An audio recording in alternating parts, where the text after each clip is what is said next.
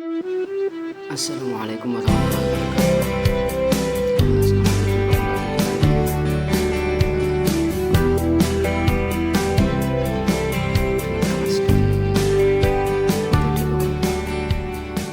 Untuk saat ini kita akan melanjutkan pembahasan kita tentang materi hidraulik. Di dalam suatu alat berat khususnya itu pasti terdapat komponen-komponen hidraulik atau sistem hidraulik. Sistem hidraulik tentunya itu adalah berhubungan sama cairan atau fluida atau cairannya itu menggunakan oli. Itu saja sebagai pembuka. Kita lihat materinya ya.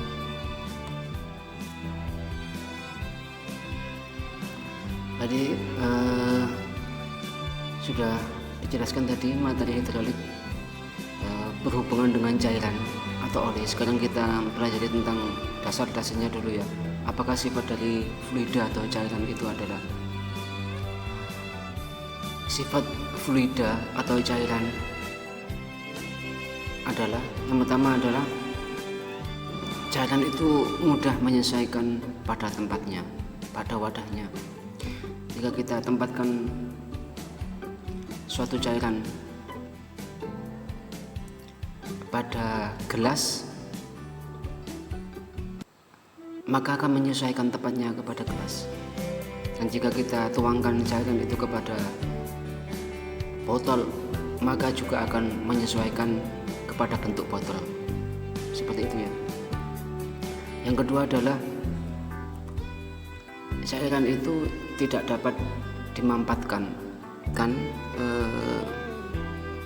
maksudnya adalah cairan ketika diberikan tekanan dengan gaya yang kecil atau dengan gaya yang besar itu tidak ada perubahan bentuk. Sebagai mempermudah penjelasannya adalah kita lihat di buku ya, seperti ini. Ini adalah gambaran dari penjelasan sifat dari cairan tidak dapat dimampatkan ya. Dua buah botol yang terdapat poros penekannya ya. Dalam poros penekannya ini, yang satu ini adalah zat cairnya, yang ini adalah poros penekannya ya, sepanjang ini.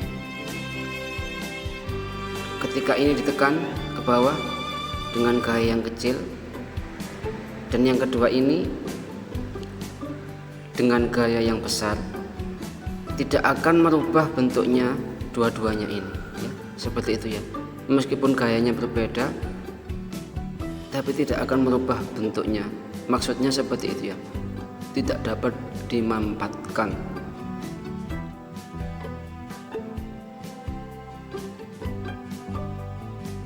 Sama saja adanya gaya kecil dengan gaya besar ya, seperti ini saja bentuknya ya. Tekan, gaya kecil, gaya besar ya, bentuknya tetap seperti ini aja, seperti warna biru. Seperti itu ya. Yang kedua sudah. Yang ketiga adalah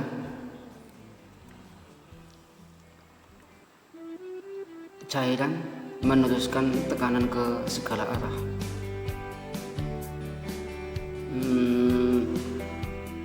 Ya seperti di gelas itu ya. Kalau seumpamanya kita menekan di dalam gelas, akan tertekan segala arah. Jika di gelas tersebut adanya lubang, maka akan tertekan juga melewati lubang tersebut gitu ya.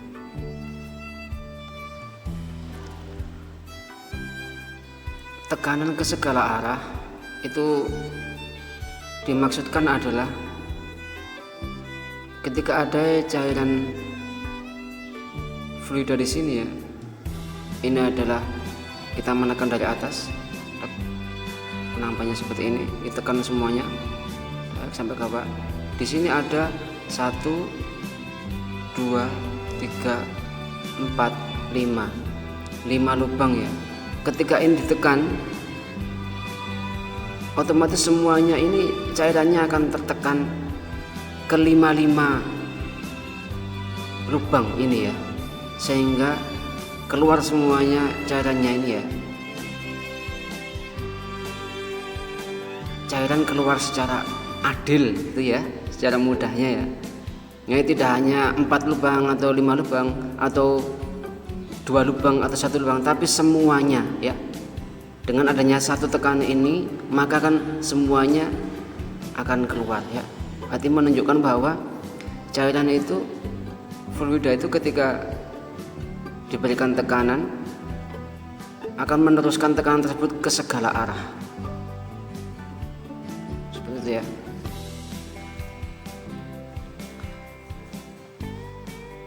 Selanjutnya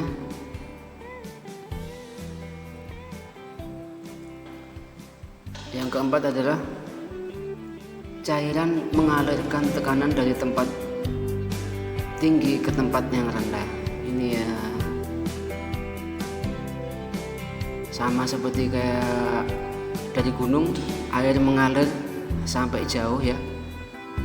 Air mengalir sampai jauh itu dari dataran tinggi di gunung sampai dengan dataran rendah.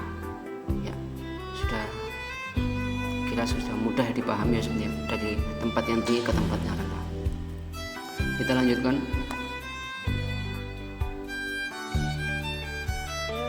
Cairan yang ditampung dalam gelas kemudian ditekan, maka cairan itu akan menekan ke segala arah. Ya, yang tadi ya, yang kita berikan penjelasan itu ya, yang ada satu tempat yang ditekan sama 5 lubang itu ya. Sekarang pertanyaannya adalah untuk kalian, cairan itu akan menekan ke segala arah, itu salah satu hukum. Hukum apakah itu? Hukum tentang cairan ini ya. Hukum apakah itu?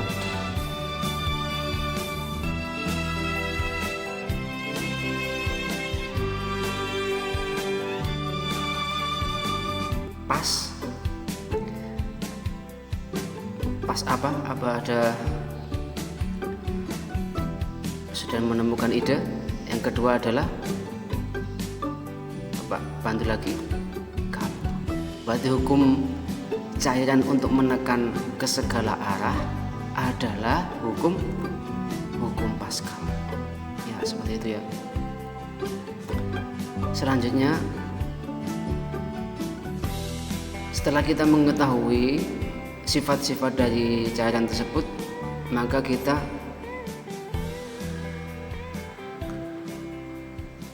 belajar tentang sirkuit dasar hidrolik. Di dalam sirkuit dasar hidrolik atau rangkaian dasar hidrolik mempunyai beberapa komponen. Rangkaian dasar hidrolik punya beberapa komponen. Pertama, komponen tersebut adalah suatu rangkaian hidrolik mempunyai komponen yang bernama tangki hidrolik. Ya, tangki hidrolik ini ya fungsinya seperti tangki ya, tangki di sepeda motor, tangki bensin fungsinya untuk menampung bensin. Kalau tangki hidrolik berarti fungsinya untuk menampung hidrolik. Seperti itu ya. Yang kedua adalah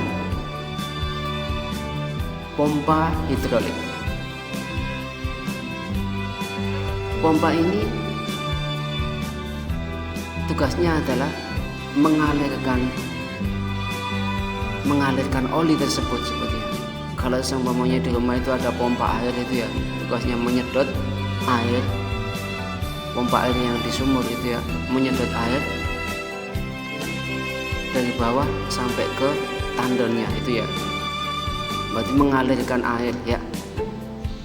Sama seperti pompa hidrolik ini mengalirkan juga, tapi itu ya. Nomor 2 tadi adalah pompa hidrolik, tugasnya untuk mengalirkan oli ya, mengalirkan oli di dalam sistem hidrolik ya.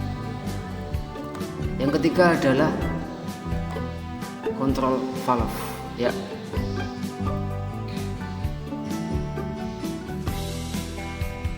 Di dalam tubuh manusia itu ada tangan, ada kaki, ada bagian dalam jantung dan lain-lain. Yang mengendalikan tangan dan kaki itu adalah di dalam tubuh manusia adalah otaknya, ya. Mau kemana otak ini akan memerintahkan. Ya, sama seperti rangkaian hidrolik, kontrol valve adalah tugasnya untuk sebagai pengendali, ya. Arti mengendalikan sebagai pengendali. Pengendali arahnya mau kemana. Seumpamanya di ekskavator, kontrol valve ini bertugas untuk mengendalikan gerak buka tutupnya baket, ya, seperti itu. Kontrol valve, ya. Yang keempat adalah silinder aktuator, ya. Silinder aktuator ini adalah hasil akhir dari keseluruhan rangkaian, ya. Hasil akhir dari keseluruhan rangkaian, ya.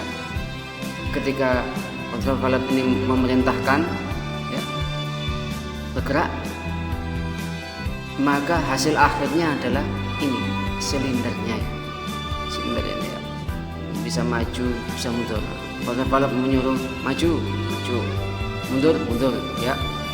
Berarti ini adalah penggerak akhirnya, ya, yang digerakkan, ya, silinder aktuator.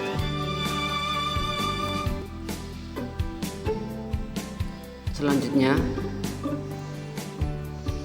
masih membahas tentang sirkuit dasar hidrolik, rangkaian dasar hidrolik. Yang satu tadi adalah tangki hidrolik, ya. Ini sedikit penguatan saja, penguatan materi supaya kalian lebih ingat, ya. Yang kedua adalah pompa hidrolik. Yang ketiga adalah yang mengendalikan kontrol valve, ya. Yang terakhir adalah, yang keempat adalah hasil akhirnya adalah silinder, ya. Sekian untuk pertemuan pertama kita. Semoga pembahasan kita kali ini semoga menjadi ilmu yang bermanfaat. Pesan hari ini adalah teruslah kalian setiap hari bergerak maju untuk melakukan kebaikan, karena Tuhan tidak akan menyia-nyiakan usaha kalian. Sekian dari Bapak.